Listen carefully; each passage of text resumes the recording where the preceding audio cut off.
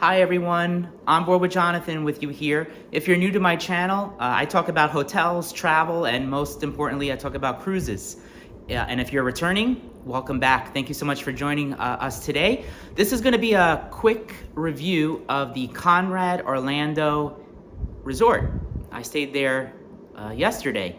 So it's kind of been a whirlwind, about 3 weekends. I wouldn't say in a row, but very close together. I did JW Orlando Resort last weekend. I did the inn at Naples, Pelican Bay, about maybe 2 weekends ago, and yesterday was the Conrad Orlando. So let's get right into it. So there's 2 videos up if you wish to review. There is a room tour of a standard 2 queen bed accommodation, standard view, no view. And then there is a video of basically the highlights, looking over some of the amenities of the resort. So the biggest takeaway of the Conrad Orlando, it's about a 6-month-old hotel.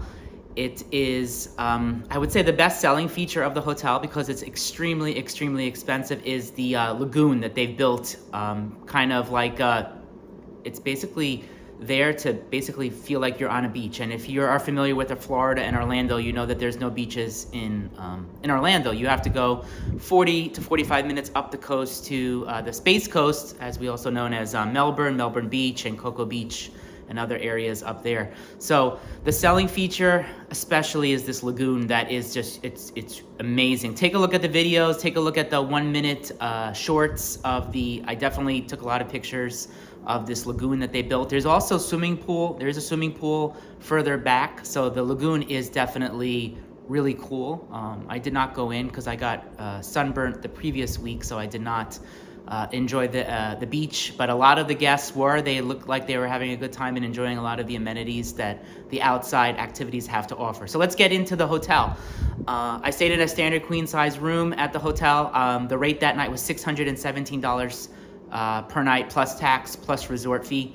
I did not pay that because that is a little bit high for me. So I used my Hilton Honor points. So the Hilton Honors points redemption was 90,000 points, which is, it's a lot of points, usually most standard, Hamptons, Hiltons, Hilton Garden Inns, full service Hiltons, Doubletrees, Embassies are usually like 50, maybe sometimes 60,000 points. So this was 90,000 points. So a lot of points. What could I say about my stay? The room was comfortable. The bathroom, very good. Shower, excellent. I didn't sleep the greatest. I thought the bed was a little too soft. The pillows were, I would guess, very, very soft, as well as the mattress. So the sleep quality, I guess everyone has their own preferences. It wasn't bad, but it wasn't great. So the room, very nice room. It definitely had that luxury element to it. If you saw some of the videos, postcards, stationery, notepads, things of the past that you'll never see again in a hotel unless you're staying in a luxury hotel such as Conrad. Bar, I went to the bar downstairs. I believe it's on floor 1. The hotel starts guest services and check-in on floor 3. So this is, I would guess you can call it the lobby bar. Decent drinks, very, very expensive. So I'll warn you, if you are going to the Conrad Orlando and you're kind of in that resort mode where you don't want to go get your car, but if you do get your car, it's valet and it's $50 a night. So food and beverage prices extremely high. They're definitely capturing on people not wanting to leave because of the convenience of everything, but very high prices for bar and food and beverage. I think I had a hamburger. I think it was $28 or $30, which I consider that's the hotel norm for food and beverage prices in a hotel, especially in a resort in Orlando. Was I wowed by anything? Service-wise, room-wise, facilities-wise? I would say the room was very nice. It had all the elements and features of a luxury guest room. Was it a wow factor? No, but it was incredibly nice. I give the room a 4 out of 5 scale rating. Food and beverage service was good. I had the same bartender. I went back one time.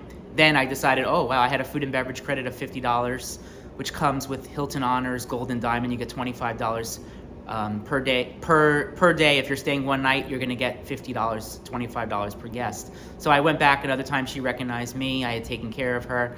Just the pricing for food and beverage is just extremely high. I thought I would go the next day and try the breakfast, but when I saw the price, I think it was between $45 and $50 for the buffet. I'm like, I'm not doing that. So I actually went to, if you walk all around the lagoon and go to the back, there's like a, I don't know, quick service cafe where they can serve like to-go items. They did pizza, hamburgers, and breakfast items such as a coffee bar. You can get like a bacon, and cheese, bacon, egg, and cheese, and a coffee. That bacon, egg, and cheese that I got and a coffee was $20. So just to give you, you know, how much would you spend, say, if you went to your local shop or something? You'd spend what, $7, $10, $11, right? Because things have gone up and things are expensive.